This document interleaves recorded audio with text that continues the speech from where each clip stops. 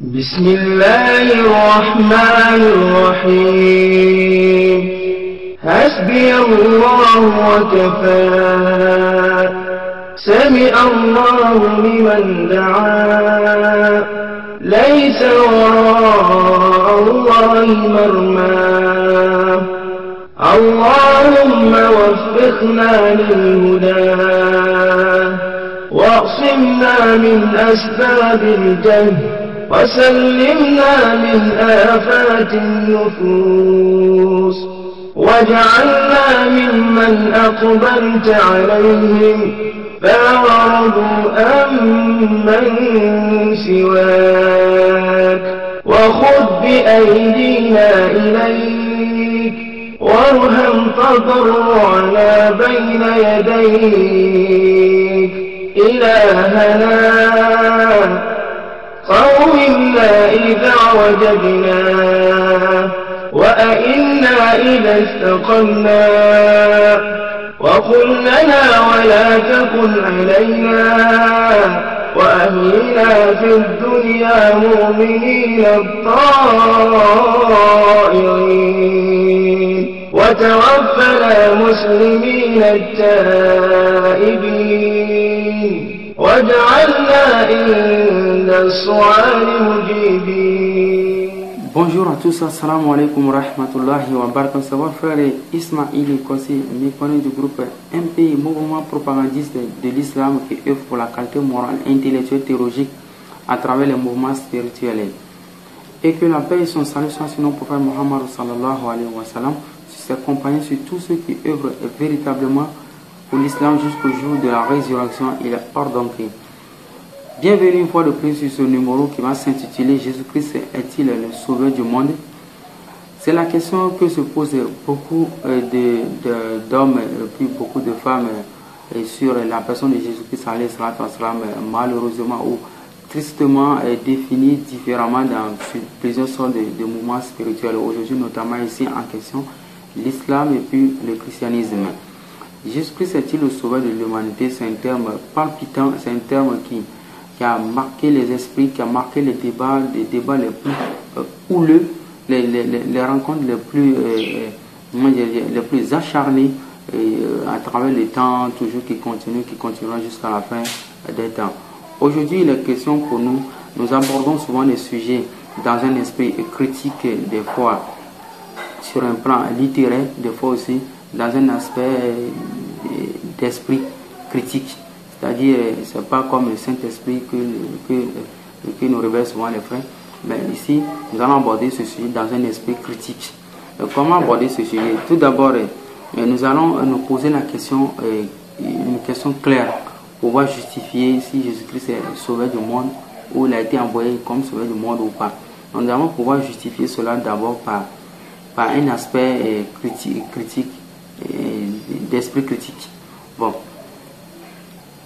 Une fois de plus, tout le monde sait que Jésus-Christ est un Israélite, ou bien il est venu chez les enfants d'Israël, ou bien il a vécu en Israël, ou bien il est né en Israël. Bon, du coup, quand on vérifie l'histoire sainte des enfants d'Israël, on remarquera que non, ils ont eu beaucoup de prophéties, beaucoup de prophètes, en accomplissement de l'alliance de la Genèse 17, verset 19 de leur grand-père patriarche Isaac alayhi salam. Donc ils ont eu beaucoup de prophéties, beaucoup de choses, beaucoup de critères pour reconnaître un vrai prophète, un faux prophète qui est souvent défini dans Deutéronome 18 verset 21, dans Deutéronome 13 verset 1, qui est bien défini dans Deutéronome 21 verset 22, qui est bien défini.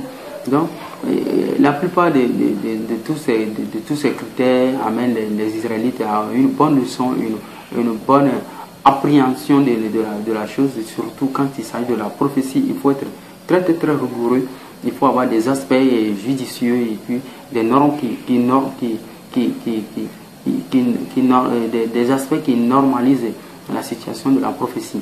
La prophétie n'est pas en quelque sorte quelque chose que beaucoup ignorent aujourd'hui. Ils pensent que du jour au lendemain où on se lève et puis on a l'impression qu'on a rêvé hier, où on a vu une vision que Paul va nous raconter dans acte 9, acte 22, acte 26, qui ce serait comment une vision comme ça.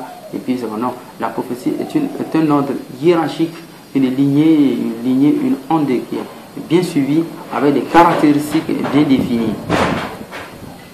Comme nous vous l'avions annoncé que ce sujet va s'aborder, il y a eu trop de versets, il y a eu trop d'explications. Donc nous allons aussi d'aborder, ignorer un peu les versets pour voir si d'un esprit critique et de façon logique que recommande la rhétorique, nous pouvons arriver à une conclusion meilleure de l'aspect scientifique et originel d'un être humain qui peut prôner l'éthique.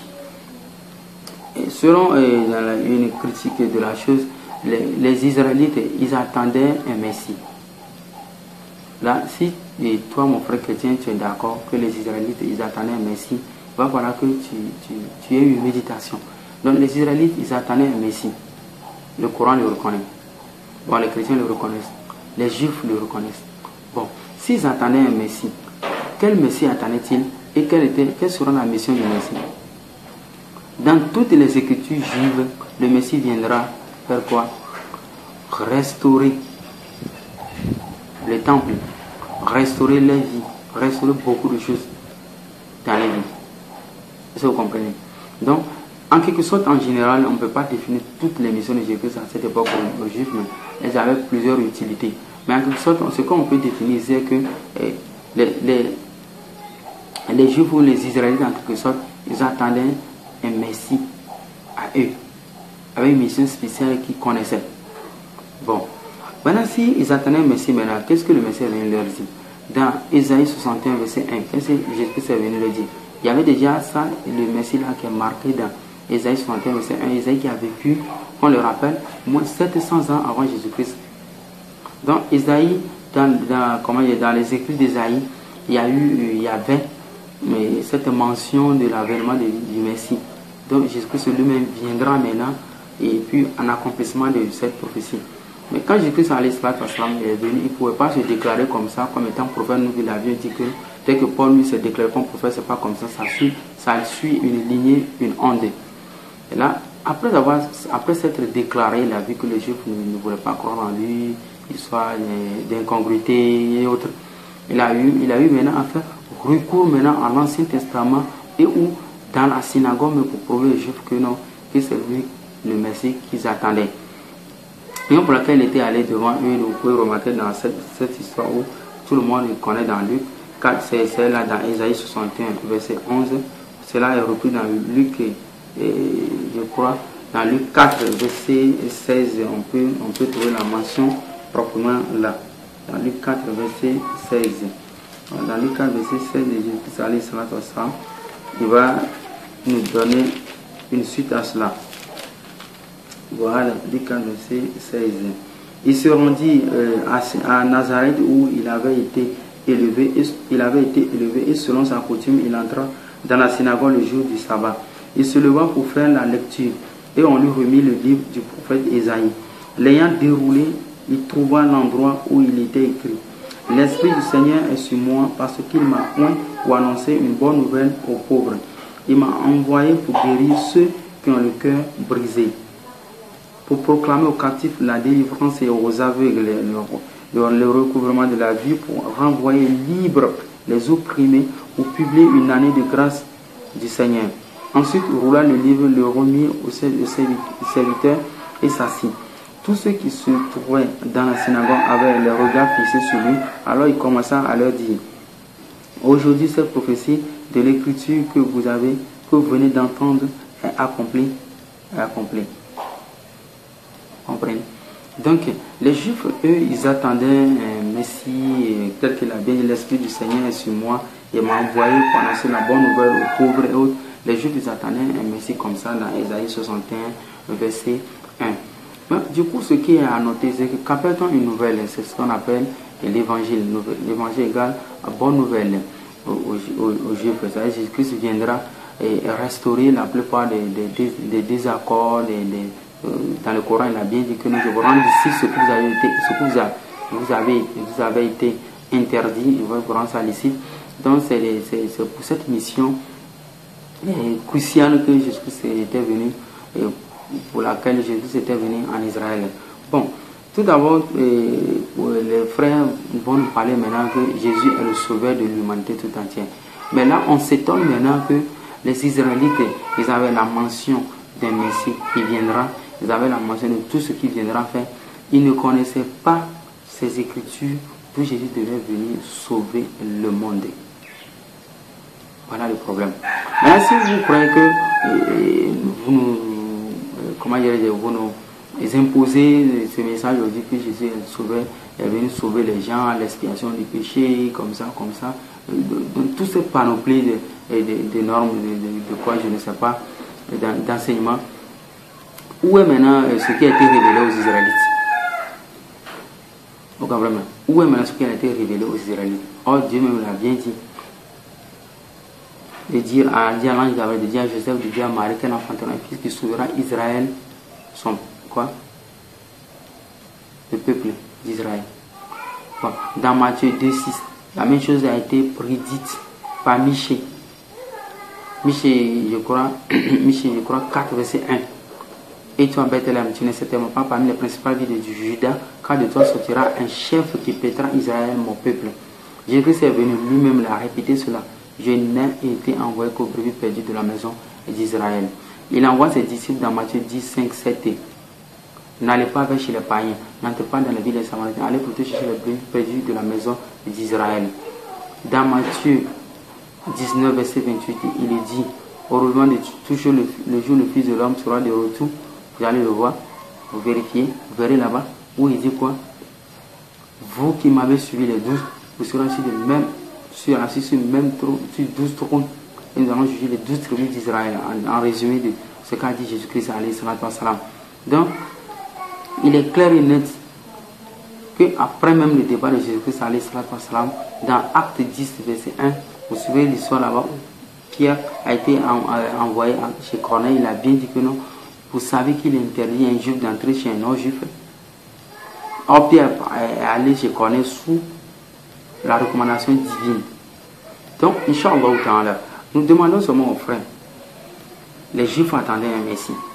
Et ils attendaient un Messie pour venir faire quoi? Autrement dit cela, la mission de Jésus n'est pas inscrite dans l'Ancien Testament. Mais autrement, si sa mission est inscrite dans l'Ancien Testament, les juifs devaient savoir ce dont pourquoi il sera là. Bon, Dieu peut vous dire que non, c'est quand on a fait les vidéos sur tout ça. Donc, vous comprenez, non? Donc, Inch'Allah, la plupart maintenant dans le Nouveau Testament, on nous dit chaque fois, ça nous abordons la quatrième partie de notre thème, on nous dit chaque fois dans la Bible que Jésus-Christ parle de sa mort, les disciples ne comprennent rien. Chaque fois dans le Nouveau Testament, c'est comme ça. Quand il parle de sa mort, les disciples ne comprennent rien. Bon, imaginez par exemple, les disciples sont censés être décrits comme des gens qui suivaient Jésus, qui ont été appelés sous l'inspiration du Saint-Esprit, ils ont mis les évangiles à l'écrit, sous l'inspiration du Saint-Esprit, comme ça. Bon, eux, ils ne comprennent rien de la mort de Jésus. Maintenant, nous-mêmes, même soi-disant, Jésus est ressuscité selon la Bible. Ils le voient, ils ne comprennent pas l'écriture qu'il leur avait dit. Regardez-moi tout ça. Donc, du coup, c'est pas risible quand même, c'est quand même un sujet à réflexion. Donc, il faut qu'on s'amène à une norme de morale bien adaptée à la qualité d'un être humain. Parce que nous avons l'aspect critique, et nous avons les possibilités, l'organe de sens pour faire des distinctions entre le vrai et le faux. Donc, c'est ce qui nous différencie des autres créatures, ce qui fait de nous les vicains même des autres créatures. Donc, Inch'Allah, chaque fois qu'on parle de la mort de Jésus-Christ dans la Bible, on nous dit que non, ces disciples ne comprennent rien de ce qu'il dit à propos de sa mort. Maintenant, pourquoi est-ce que voulez-vous que nous, les musulmans, nous comprenions cette mort pour l'humanité? Salam alaikum wa rahmatullahi wa barakatuh. أولئك لهم أجرهم عند ربهم إن الله سريع الحساب يا أيها الذين آمنوا اصبروا وصابروا ورابطوا واتقوا الله لعلكم تفلحون